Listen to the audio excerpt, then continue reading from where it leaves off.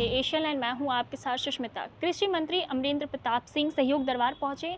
उन्होंने जितने भी फरियादियों हैं उनका फरियाद भी सुने, साथ ही साथ जिस तरीके से खाद का अभी जिस तरह का बेहाल स्थिति बना हुआ है, जितने भी किसान हैं खाद को लेकर बहुत सी परेशानियों का सामना कर रहे हैं।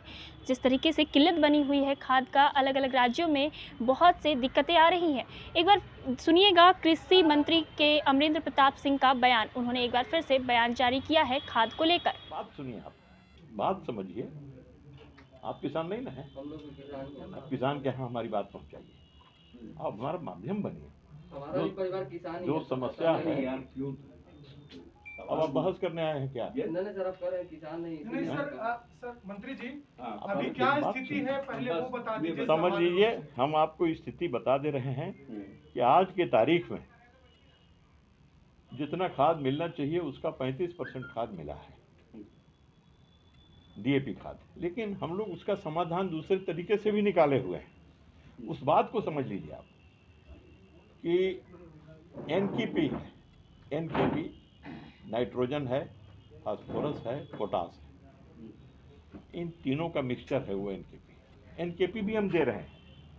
अब आपको डीएपी डालने की आदत है, लेकिन उससे बेहतर ये खाद हम बता रहे हैं। उसके लिए विज्ञापन भी किया, डायरेक्शन दे रहे हैं। हम लोग इस बात को बता रहे हैं कि एनपी के लिए बहुत से किसान लेने भी लगे हैं, और ये उससे ज़्यादा अच्छा काम करता है डीएपी से। डीएपी काफ़ी दिनों से लोग कर रहे हैं, तो डीएपी खाद की भी आवक बढ़ी है।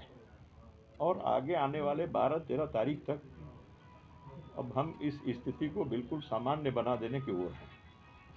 हम लोग क्राइसिस को पार कर चुके हैं। इस बात को बताइए किसानों को। आप किसान हैं तो आप भी जानिए इस बात कि 12-13 तारीख के बाद हम सामान्य की ओर जा रहे हैं। हमसे ज़्यादा और कई दूसरे प्रांत इसमें हैं, तबाह है वो लोग।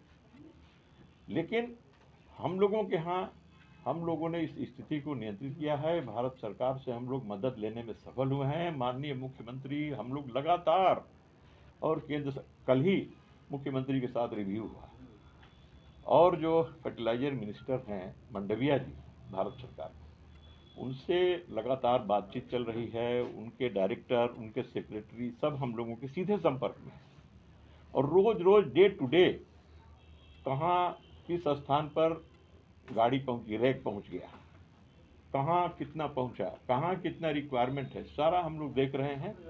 स्थिति धीरे धीरे नियंत्रण में आ रही है। आपका सहयोग चाहिए। ऐसी परिस्थितियों में आप सहयोग नहीं करेंगे तो कब करेंगे? इसलिए एक मुद्दा है, उसको बहुत लोग पॉलिटिकलाइज कराना चाहते हैं, और आप माध्यम बनेंगे, ये उचित नहीं है। आप सही समाचार दीजिए किसान भाई बहनों को, और खाद की कमी हम नहीं होने देंगे। और ये जो बुआई का समय है, इस समय जो खाद लगेगा, जितना लगेगा हम लोग दे रहे हैं, और उनके फाइनल यील्ड में उनके पीछे करो। खाद की परेशानी है, लेकिन खाद की परेशानी अब धीरे धीरे दूर हो रही है। परेशानी का कारण सभी जानते हैं। इतनी बड़ी जो वैश्विक महामारी आई थी, तो देश कैसे उसका सामना किया, उबर पाया, तो उसके कारण अनेक प्रकार की कठिनाइयां पैदा हुई, जो आज भी उनका सामना करना पड़ रहा है। उन कठिनाइयों से आज भी मुक्ति नहीं मिली है। रेल बंद हो गया।